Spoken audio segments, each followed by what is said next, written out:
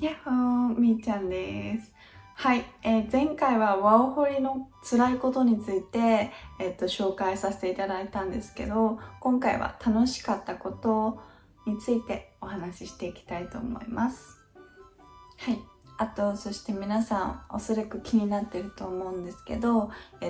ーホリに行くのにどれぐらい英語力が必要なのか。私が実際来た時はずっと私はワーホリ行きたいと思ってたので、ちょっと前から、勉強を始めてたんですけど、大体もう行きたいなって思った頃から、どんぐらい英語力必要なのと思ってすごく心配だったんですね。なんで、実際来てみて、私が今回来た時は日常会話ぐらいは喋れるぐらいだったんですけど、それでもやっぱり、私が一番難しかったなって思うのはそのアクセントですね。私が勉強してきた方法だと結構アメリカ英語に近いような感じで、私はこっちに来た時すごくびっくりしました。なんかアクセントだけでもこんなに聞き取れないのかっていうのと、こっちの方は結構早く喋るので、それに耳が慣れるまでが結構大変だったなって思います。なので私のアドバイスって言ったらちょっと上からになるんですけど、ポイントとしては英語勉強だけど、そのニュージーランドのアクセントも、日本にいるうちにもしできるんであれば、勉強しておいた方がいいかと思います。 YouTube とかでね、ニュージーランドのニュースとかを見ることができるんで、それ聞いてみて結構違うってびっくりするかと思います。はい、そんな感じで、私他のねワーホリの方に聞いてみたので、最後までぜひ見てください。ではニュージーランドに来て楽しかったことや良かったことについて教えてください。はい。私は東京で生まれ育ったんですけど、はい。もうずっと友達も家族も物も周りにあって当たり前だったんですけど、ニュージーランドに来て本当に自然が豊かで人もあったかくって、こう休日を自然の中で満喫できるっていうのが私にとって一番良かったことです。あとは英語力についてはどうなんですかね。やっぱりある程度英語力がないとワーホリは難しいとかっていうのはありますかね。英語力に関しては私も本当に喋れなかったんですけど、今もまだ勉強中で、でもやっぱ黙り込んじゃうのが一番良くないと思ってて、もしじゃあ仕事が見つかったとしても質問があったら単語でもいいから喋るみたいなのは結構必要かなと思ってます。なので結果としては喋れなくても仕事は取れるけど喋れた方がいいよねっていう感じです。その来た時はもう全く喋れないとか、中学英語ぐらいとか、そうだと思います。日本でずっと勉強はしてて、本当にこうカフェに行った時の日常会話とかそういうのはできるんですけど、こう深い話になったりとかで聞き取れないとかも致命的じゃないですか。だからそこは結構重点的に勉強してリスニングはめちゃめちゃ上げていきました。はい。やっぱ来る時にその英語力が心配で、私ちょっと英語できないからワーホリ行けないみたいなのがそれでネックになって来れない子とかもいたんで、それは聞けて多分良かったかなって思います。私は結構話せないより聞けない方が辛い。じゃあ英語力でちょっと悔しい思いしたとかっていうのもやっぱりありますか？あります。なんか本当に何言ってんのこの人みたいな感じでポカーンって口開けて聞いたりとか、あとは同じ同僚の子とかレッスンで一緒になった人とかの会話に入れないっていうのはそれだけで自分でもう一個情報源を失ってるみたいな感じなんで、とにかく耳は鍛えるっていうのは頑張りましたね。ありがとうございます。じゃあ多分今この見ている方はまだワーホリ前とかで不安に思っている方がたくさんいると思うんですけど、その方たちに向けて今こうして、ワーホリに挑戦してみた結果、なんかアドバイスとか何かそういうのがあれば教えていただけますか？私も来る前いろんなことを想像してこうなったらどうしようとかああなったらどうしようとかいろいろ不安はあったんですけど、結局来ないとその不安って解消されないと思ってるので、迷ったらやるっていうのは絶対大事だなって思います。どうにかするしかないのでそうですよね、来ちゃえばどうにかするしかないから、どうにかなるんじゃなくてどうにかするしかないので、でも絶対に楽しいことは保証します。本当に世界が広がると思うし、やりたいことがあったらそれに向けて頑張ればいいし、英語力不安でも勉強すればよくなるし、その通りです。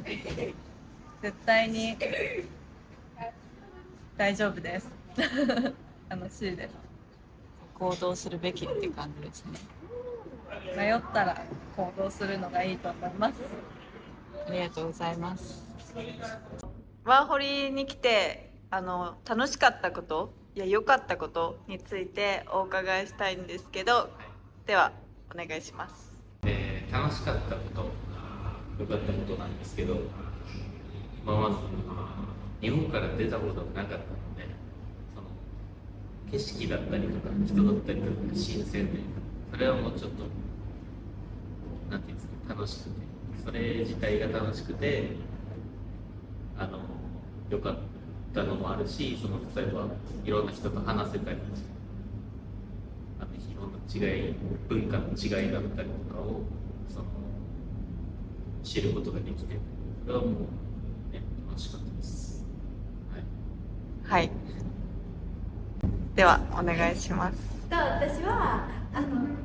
違う国の友達ができて、違う国のマインドを知れたことが一番楽しかったです。例えば私日本だったらバーとかクラブとか行くこともなかったし、行ったこともなかったけど、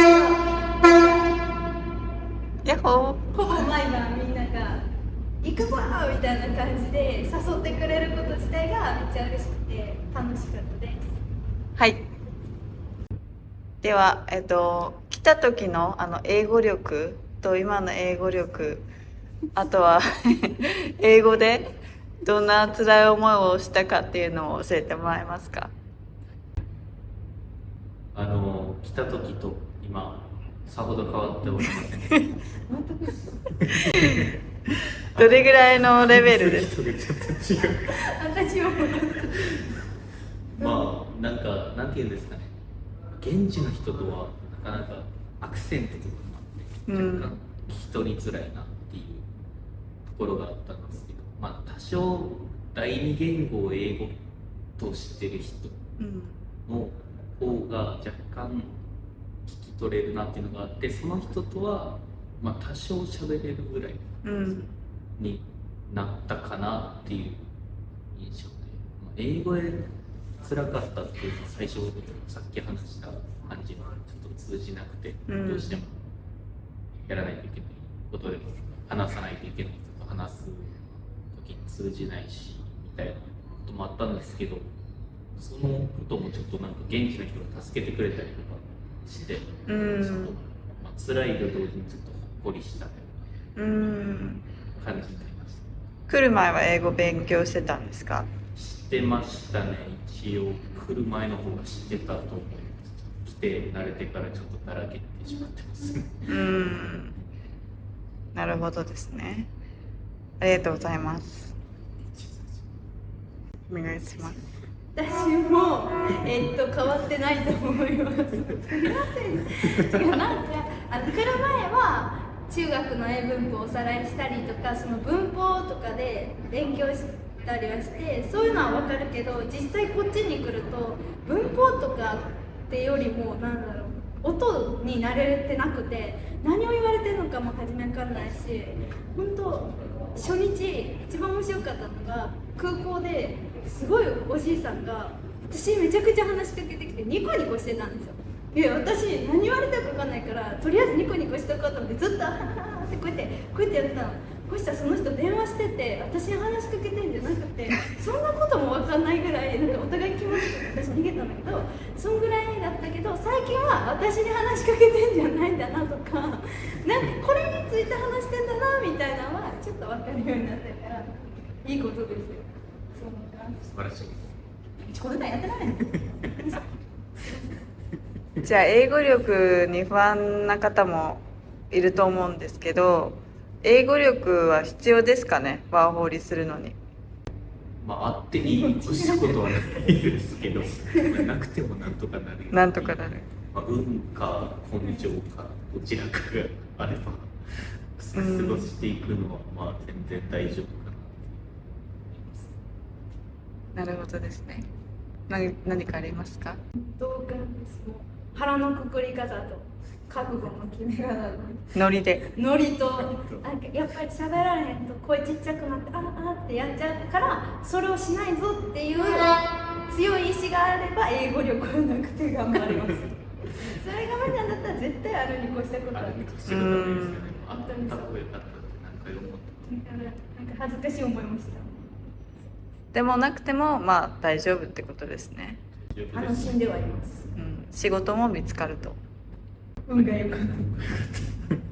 日本人がやっぱりいるには全然いるんで、そこに頼っていくのは全然ありかなっていう気はしますけど、まあ、多分頑張ってその英語の世界に入り込んだ方が成長できると思います。わかりました。では最後に今ワーホリ来る前で不安な方とかいると思うんですけど、実際体験してみてなんかアドバイスとか伝えたいことがあればお願いします。そんなに身構えるものでもないかなっていうことはありますね。ワーホリ初めて海外行くとかいう人は若干ちょっと不安になっちゃう仕方がないんですけど、まあ住めば慣れるから大丈夫だよっていうことがありますね。そんなに身構えなくても、まあ、ただ頑張るところはちょっと頑張れば過ごしていくには全然いいところだと思います。ニュージーランドだと思います。ありがとうございます。私はですね、根拠のない自信となんか一歩踏み出す勇気が必要かな。もうそれだけあったらほんまに何とでも何とかなるよね。ずっと根性論じゃなくてだって根性論で生きても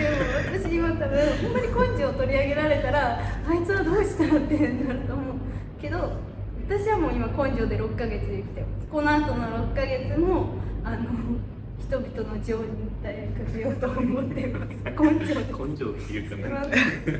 大事ですね。大事ですか？大事です。そうですよね。そう、それです。ありがとうございます。バイバイ。はい。ということで、皆さんいかがでしたか？やっぱりね、来る前はもちろん不安なんですけど、来てみた、